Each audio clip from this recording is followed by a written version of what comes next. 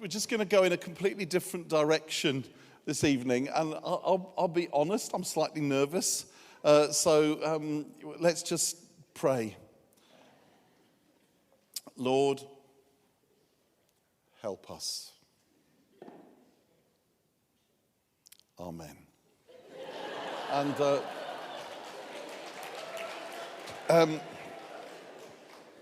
I'm going to talk about the gift of celibacy tonight. And I want to talk about it as a gift that isn't like the booby prize. You know, it isn't the, oh my goodness, that's the gift you get when you don't get the proper gift. Because I believe that it is a valid gift from heaven for many of us, for most Christians. It's a gift that's given until you receive the gift of marriage.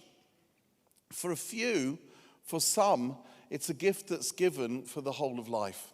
And again, in our Christian culture, it's different outside the church, but partly because of, you know, the different view we have of sex, and for other reasons. In our Christian culture, I don't know about you, but I've been to too many places where, you know, I go abroad and I go somewhere and someone says, and how's your family? It must be hard leaving your wife and kids. And I say, I haven't got a wife and kids. And immediately say, oh, I'm sorry. Oh dear. Oh. And then they invite me around to dinner that night, and there's someone eligible sitting opposite me.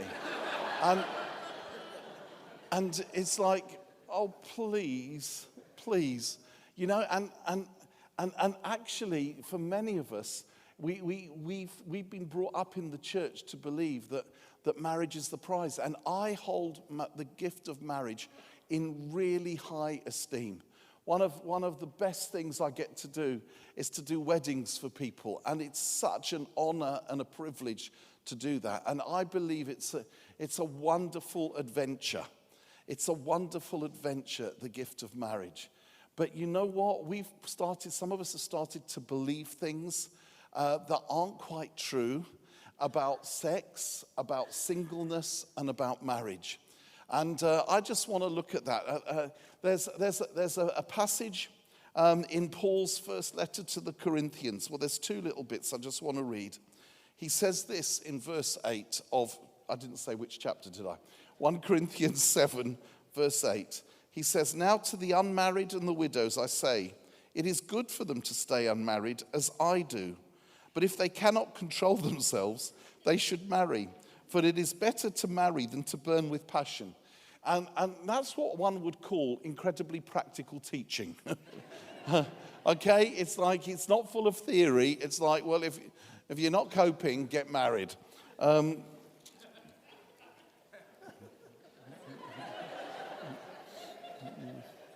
Not sure what that means. And then in verse 25, Paul says, now about virgins, I have no command from the Lord, but I give a judgment as one who by the Lord's mercy is trustworthy. I love that. Because of the present crisis, I think that it is good for a man to remain as he is. Are you pledged to a woman? Do not seek to be released. Are you free from such a commitment? Do not look for a wife. But if you do marry, you have not sinned. And if a virgin marries, she has not sinned. But those who marry will face many troubles in this life. And that's true. And kids is one. And that's a joke. And I want to spare you this. And then he just goes on to unpack that a little bit more. And the point I think he's trying to make there is he's saying, you know what? You have a choice. And you know, it's marriage is good, marriage is a gift, but so is celibacy a gift. And for some, celibacy is a gift. And for all of us, it's at least a gift until marriage. And you know, the best way to prepare for marriage is to embrace the gift of celibacy until marriage. That really is the best way to prepare for marriage. I don't know how you found out the facts of life. Things have moved on a lot since I was a kid. But years ago, boys used to be sat their fathers used to sit them down, and their fathers used to, tell them the facts of life. Now it's the kids that usually sit the parents down and tell them what they've discovered on the internet. But that's how it used to be.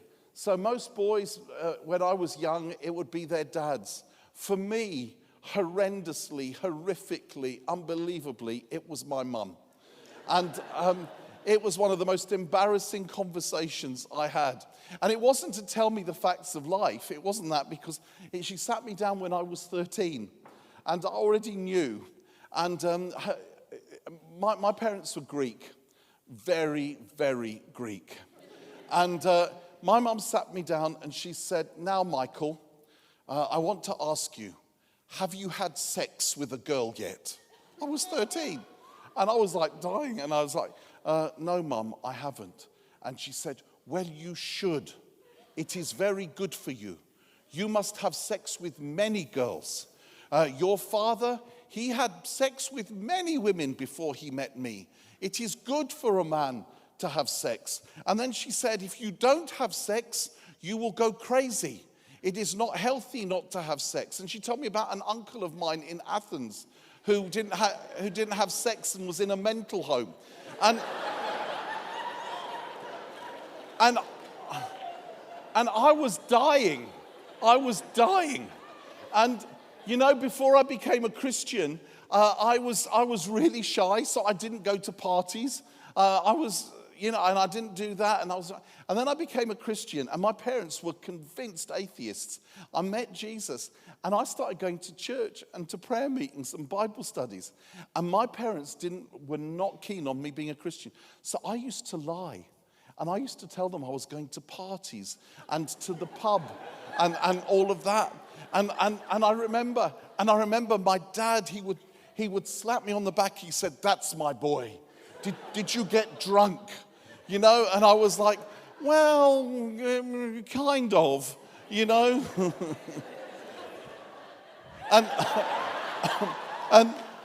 and stuff like that. And it was all back to front. But you know what? What my mum said to me, that's just an exaggerated version of the attitude that there is in our culture. And we have put the act of sex on a ridiculous pedestal. And we've made it into the thing that if you're not having sex, there's something wrong with you. If you're not having sex with someone, you're a lesser human being. If you're not having sex, you're not fully alive. And I want to tell you that is not true. I am now 60 years old. And in all, and there's a belief that if you're not having sex, if you haven't, then there's something wrong with you. I'm 60 years old, and in my 60 years, I have never once shagged anything, animal, vegetable, or mineral. And I'm okay. I'm okay. Well, I'm as okay as I can be. And you know what? I want to tell you, as someone who's lived it and who lives it, it is not the thing that completes you. It is not the thing that completes you. And we've ended up with this thing that we tell ourselves and we tell each other. And so many Christians, I keep meeting so many Christians that are treading water in life until the day comes when they get married, and feel that they're incomplete until they get married. And I was in that place once because of my background, because I had a tough childhood. I just messed up every relationship. You don't need to know it all. This isn't a counseling session, and you'll ask payment or something. And I struggled. So I messed up every relationship. And the last time I had a relationship was when I was 33, and that went wrong. And it was like, I remember I used to, when I get married then. And then I remember there came a point in my life when I suddenly thought, wait a minute, am I really going to waste another day, another week, another month waiting until something that might never happens before I start living? And I thought, you know what? I'm going to give this one life I've got the best shot I've got, and I'm going to embrace the gift of celibacy until the gift of marriage comes. And you know, when I made that decision, everything in my life changed. There are two mistakes those of us who are single can make. Two equal errors. One is to believe that we're not whole human beings until we're married, that we won't have true peace and happiness and satisfaction until we're married, and we turn marriage into this idol. And I believe in marriage, but you know what? My married friends come and talk to me. It's flipping hard work. It's flipping hard work. It's wonderful, but it's not easy.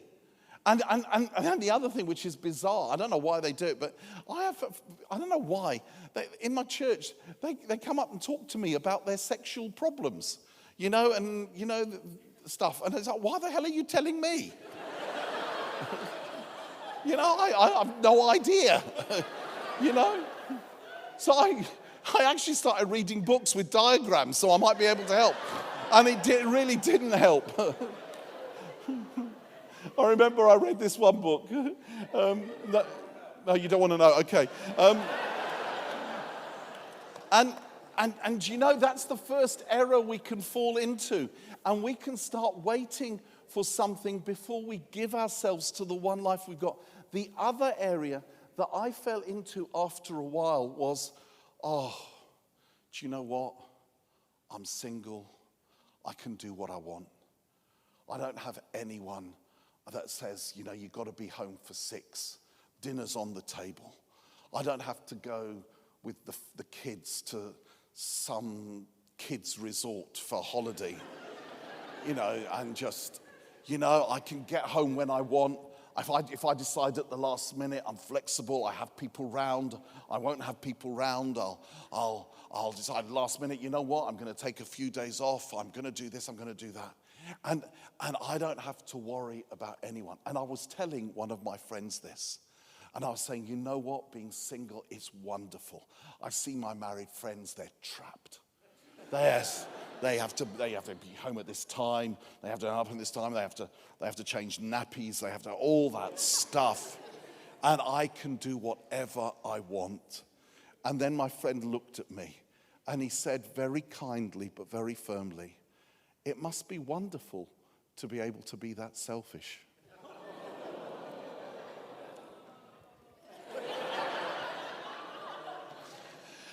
And I'm so glad he said it, because that's the other error we can get into. Those of us who are single and who live in singleness, celibacy, we can start to believe the lie that means that we're not accountable to anyone, that we don't have to serve anyone, that we live for number one.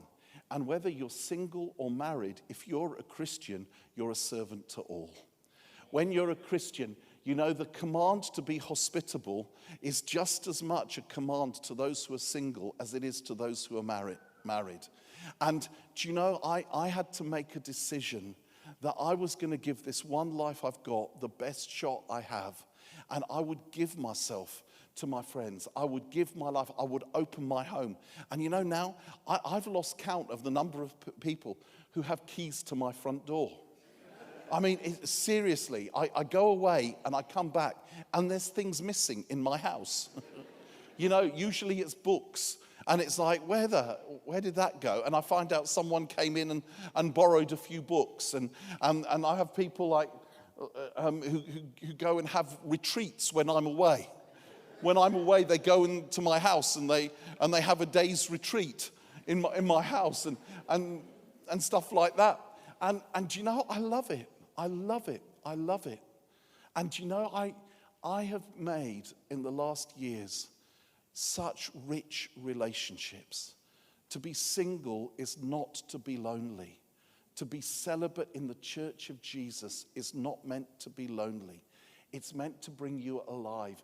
And do you know what? I used to have this thing that lots of us who are Christians and single have, that you know what, I mustn't go to this family. I mustn't go visit because, well, you know what, they're going to think, the lonely he puts in families. Oh, we better look after poor Mike. We'll give him a meal, but we hope he doesn't stay too long, so we can just be family again. And I used to feel, oh no, am I intruding? And there came a point where I thought, I'm not going to listen to that lie. So do you know what my attitude is now? I'll go to my friends who are in families. I'll knock on the door. They'll open the door. And I will say and believe, I have just come to make your life better. And that's the truth. I am a blessing to them. I'm not poor little single Mike who needs looking after. I am a blessing to them. And embrace the gift of celibacy. Embrace it as a gift. There's things, as Paul says here, that you can do that you couldn't do if you were married. I spend almost half the year traveling in different parts of the world. If I was married and had kids, that would be sin. That would be sin. But I have the ability to do that. I have the ability to be flexible for the sake of others and to give myself and to serve others and to pour into relationships. And once I made that decision, everything changed. I won't say it's never lonely, but you ask people who are married if it's ever lonely. Sometimes it is.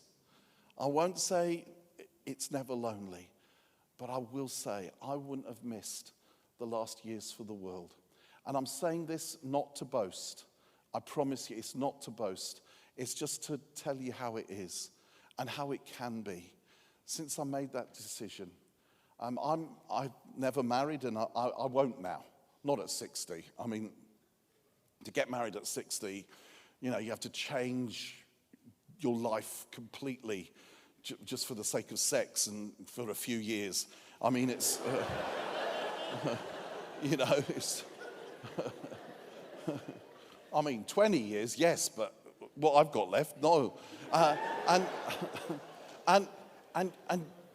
why did I say, that came out of my mouth, didn't it? Actually, came out of my mouth. This could go anywhere, this is scary. But I'm not married, I'll never get married. I love kids, I'll never have kids of my own. But I tell you, I've now had the joy of being best man at 19 weddings. And I love it. I love it. And I think in a while, I'm going to hit 20. And I even got to be father of the bride once. And that was one of the most amazing days of my life. And there was this girl, young lady called Sarah.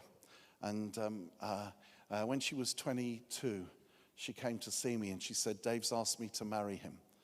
And her dad committed suicide when she was 2 years old. And she said, Dave's asked me to marry him. Would you be my dad on my wedding day? And I said, Sarah, are you serious? And she said, you've forgotten what I told you when I was 13, haven't you? And I said, what was that? And she said, I said to you when I was 13, if I ever get married, I want you to be my dad on my wedding day, because you're the nearest thing I've ever had to a dad. And you know what? I prepared myself emotionally to walk her down the aisle. I prepared myself emotionally to give the father of the bride speech. The bit that did me, and I wasn't prepared, was being in the car with her as we went to the church. And I sat there next to Sarah, who I've known since she was 6. And then we got to the church, and she was fragile in her bride's outfit. And I'd watched her grow up. And I said, shall we pray? And she said, yes. I took her hand. We prayed. And I said, are you ready? She said, yes. And I took her down the aisle to meet her husband. That was one of the best days of my life. That was one of the best days of my life. there's a whole bunch of folk that were in my youth group that I've been best man for. Pete, I was the best one. I was best man at his wedding with his two brothers, and Tim, his brother, I was best man at his brother's wedding, and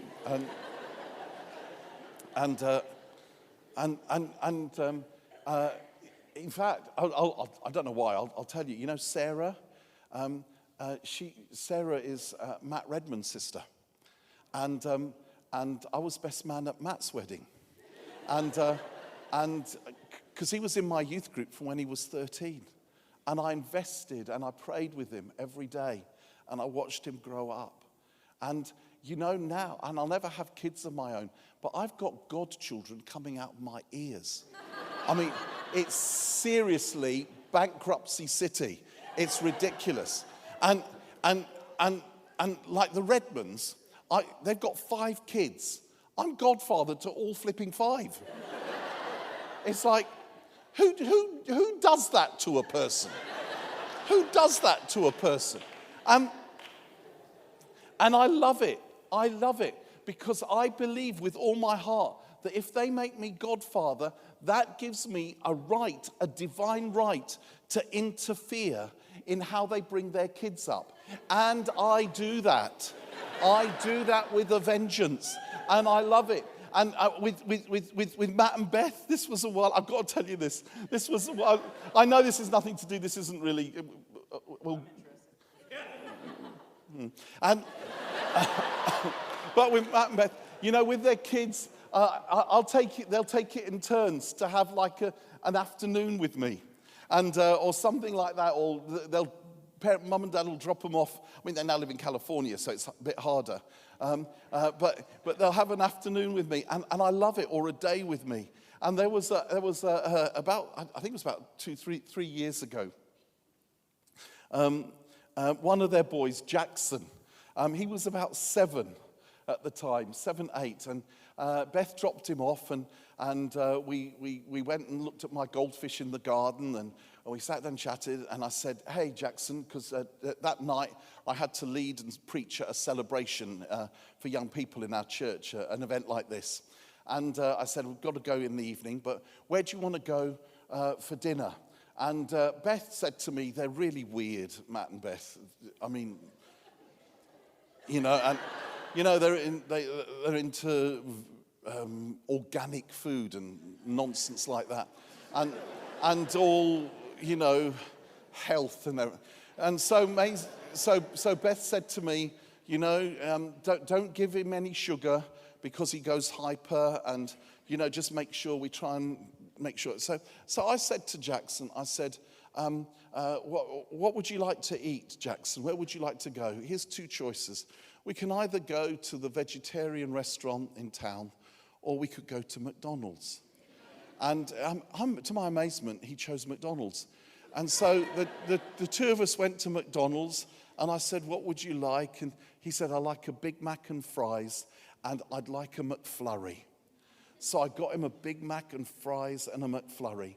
And do you know what he was doing? As we were, and the 2 of us were chatting away, we were talking about life like you do with a 7-year-old. And what he would do is he would take a bite out of the Big Mac, and then he'd have some McFlurry. And he said to me, at one point, he said, "These 2 go really well together." And I thought, that's my godson. And then I took him on to the celebration, and we went to the tuck shop first, and he got some fizzy orange to drink, and Skittles, and he wanted 2 bags of Skittles. So I mean, he's 7, so I got him 2 bags of Skittles, and then just before the meeting, you'll love this. Just before the meeting started, I said to him, "Hey, Jackson, would you like to introduce the meeting with me? Would you like to host it?" And he said, "Yeah, all right."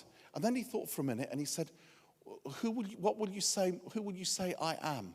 And I said, "Well, I've got to say you're something, otherwise they'll wonder. So, I mean, what would you like? Shall I say you're Jackson?" And he said, No. I don't want them to know who I am. So just call me Jack." So I said, this is my friend Jack, and we're hosting today, and he was there. And do you know what? We had this pulpit, because in our church we have a proper pulpit, not...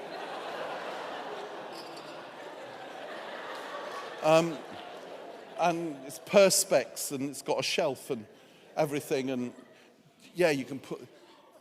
And he put the orange, fizzy orange on the shelf, and he arranged the Skittles all over, and he kept eating Skittles. And so as we were introducing, he would say hello, and then he'd have some Skittles, and then he'd have some more Skittles and drink some orange. And then when the worship started, we went to the side, and every now and then he'd go up the front and have some Skittles. And then I went up to preach. And as I was preaching, there was a little bit of a commotion, and a little bit of laughter started. And I discovered that Jackson, he'd gone red in the face, and he'd taken his top off. And he was wandering up, eating Skittles, while I was preaching and going away. And then at the end of the meeting, he was on a complete high. And as people were leaving, we were clearing up, Jackson was running around the room, screaming at the top of his voice, shouting, going, whoa, whoa. At that point, his mum walked in. And she looked at Jackson, and Beth said to me, what have you done to my son? And I said, nothing. I don't know what's wrong. He's just... And she said, Jackson, come here. And she said, what have you had? And he said, I had a Big Mac and a McFlurry and 2 cans of orange and 2 packets of Skittles. And she looked at me and she said, Mike, we're never going to get him to sleep. We're going to have to... He's going to be hyper for hours. And I looked at her and I said, I don't care. I said, listen, I'm the Godfather.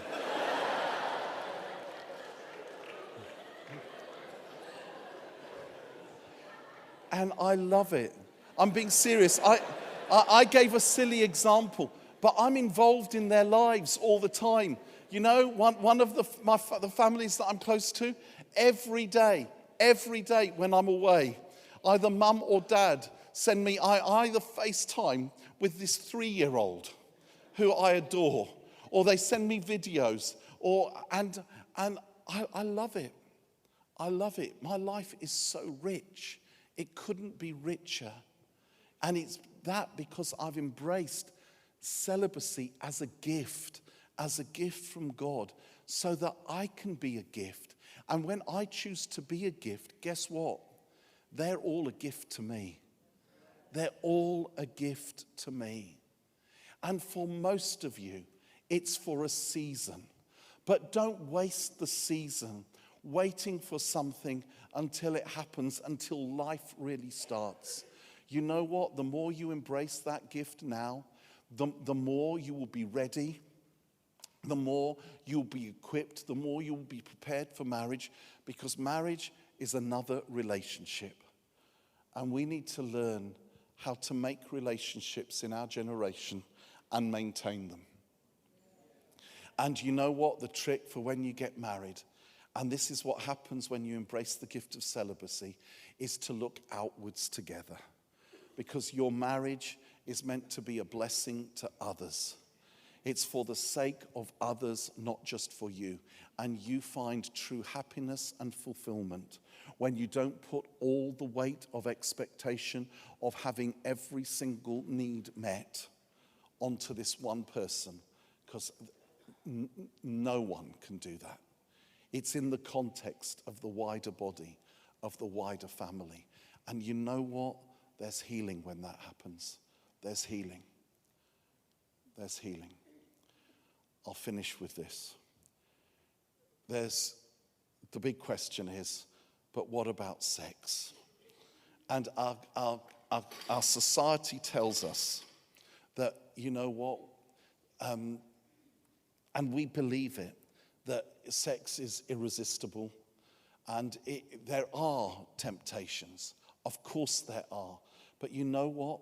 One of the best ways to keep sex which is meant to be not something that's just, do you know what, as Christians, I know you know this, but the gift of sex is a gift of love in a committed relationship.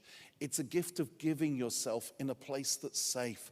It's a gift of being vulnerable in a place that's safe. It's a gift that is to please and to bless another human being. It's so much more than our society tells us it is. But you know what? When you're single, it can be tough. Of course it can be tough, because we've got hormones raging and we long for intimacy. But it's a lot less tough if we develop all sorts of relationships of intimacy. I have great friendships with single people, married people, old people, young people, men and women. And you know what? That really does help. But even then, you have to make a decision. You have to make a decision. And I love the story of Joseph. I love the story of how, you know, when Mrs. Potiphar came at him and said, come to bed with me. I mean, she was not backwards in coming forwards. You know, he could have said, you know, he was in a strange land. He was a slave. Everything had gone wrong. He could have felt sorry for himself. And at that point, it would have been, you know what? I'll just go there. And he could have done, which is what we would have done. He could have said, Mrs. Potiphar, we probably shouldn't sleep together. Mr. Potiphar won't like it. But it doesn't mean we can't be friends. I mean, it doesn't mean Mr. Potiphar's away on business a lot, that, you know, we can, you know, watch a movie on the settee, have a takeout, bottle of wine, but we shouldn't sleep together. Do you know what it says? When she came in one door, he ran out the other. And we have to make a decision in the cold light of day, in the cold light of day. Otherwise, life gets messed up. And I'm going to finish with, I'm just going to be honest, with a time where I did mess up. I did mess up, and I hope it's all right to tell you. It was one early evening. I was going out to preach that night, and the next day, it was kind of early afternoon actually, and the next day I had some friends coming round for dinner, and I knew what I was going to cook for the main course. Then I thought, what should I give them for dessert? And then I suddenly realized, and I remembered that I had in the freezer a double chocolate cake that was there for emergencies and special occasions. So I thought, you know, I'll take the double chocolate cake out. I took it out, I unwrapped it, I took the wrapping out, I put it in the fridge where it would defrost slowly and it would be ready for dinner the next evening. And then I went out and I served the Lord that evening, preaching the gospel and doing ministry. And then I came home and I was tired. But I thought, you know what, before I go to bed, I'll just go into the kitchen and have a glass of water because I'm a little bit thirsty. I'm not going to have anything to eat because I have had food sufficient for the day thereof. And anyway, I like to watch my figure. And so I'll just have a glass of water. And then as I was standing in the kitchen having a glass of water, it suddenly occurred to me, the thought came out of nowhere, I wonder how that double chocolate cake is doing, defrosting in the fridge. And I thought, I'm not going to go there, I'm just going to go and have a look. And so I went over and I opened the fridge door. And I'm telling you, brothers and sisters in Christ, when I opened the fridge door, and you would not believe what happened next. That double chocolate cake spoke to me. It said, hello, Mike. And I said, hello, double chocolate cake. And the double chocolate cake said, how are you? And I said, oh, I'm okay, I'm tired. I've been serving Jesus and I'm just having a glass of water before I go to bed. And then I thought I better be polite. So I said, how are you, double chocolate cake? And the double chocolate cake said, yeah, I'm all right. I've just been really bored in this fridge all day. All I've had is a cucumber and 2 tomatoes for company. And then the double chocolate cake said, look, you're tired, I'm bored. While you finish your glass of water, why don't you take me out, put me on the kitchen table, we can have a little chat, and then you can put me back. And I thought, that sounds reasonable. You know, there's nothing that says you can't talk. And so I said, well, I'll put you on the table. We'll have a little chat, but then I'm going to put you back because you're for tomorrow. Absolutely, said the double chocolate cake. Well, I sat down at the kitchen table and we had one of those late night conversations you have with double chocolate cake. What's it like being a cake? What's it like being a human being? All that sort of stuff.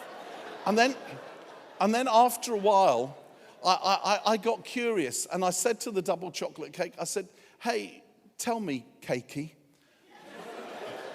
Because, well, we were getting to know each other. And I said, tell me, cakey, I'm wondering, are you defrosted? And cakey thought for a moment and said, you know, I can't tell. The only way you could find out is if you run your finger along my cream and have a lick. And I thought, well, if I run my finger along Cakey's cream and have a lick, technically, that is not going all the way, is it? It's not going all the way. It's just running my finger along Cakey's cream and having a lick. Well, I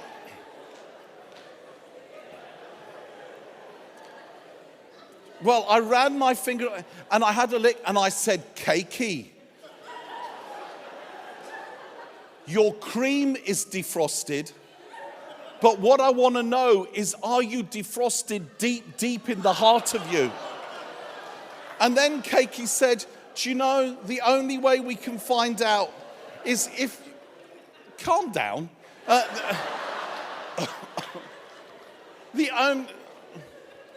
I'm talking about cake. What are you thinking about?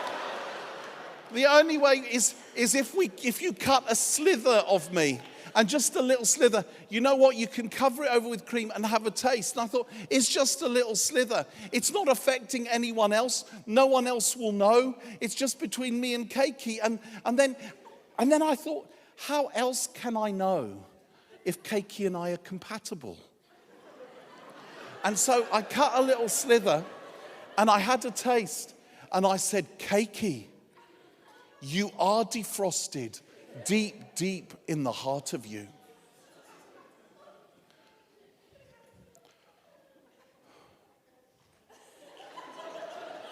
Well, that night, one thing led to another. And by the end of the evening, that double chocolate cake and I were one flesh.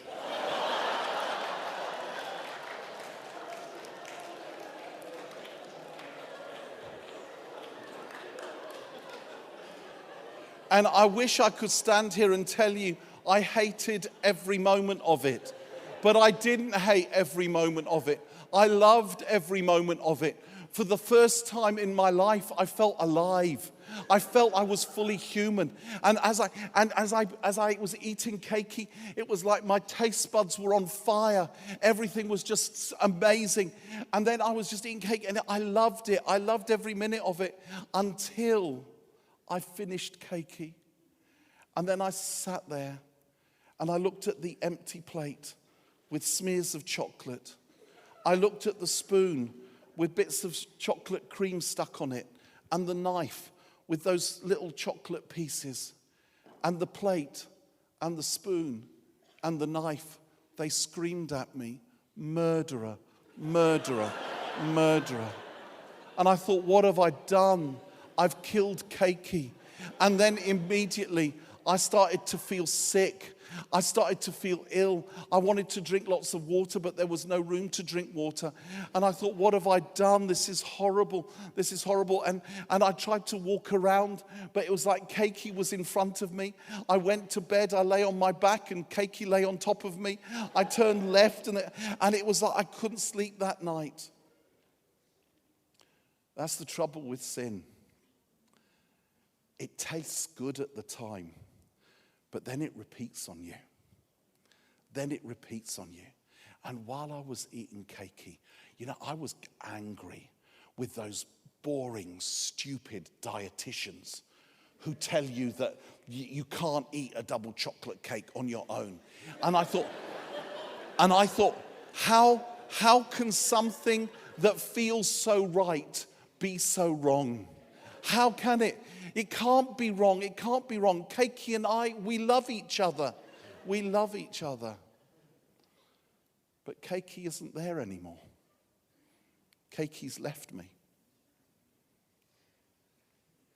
Where did I go wrong? I'll tell you where I went wrong. I went wrong when I opened the fridge door. Decide not to open the fridge door. Now, we know what I'm talking about, don't we? We know I'm not just talking about double chocolate cake, don't we? I'm talking about strawberry cheesecake. I'm talking about apple pie and ice cream. I'm talking about profiteroles and cream. And yes, I'm also talking about sex outside of marriage. Don't open the fridge door. Make a decision.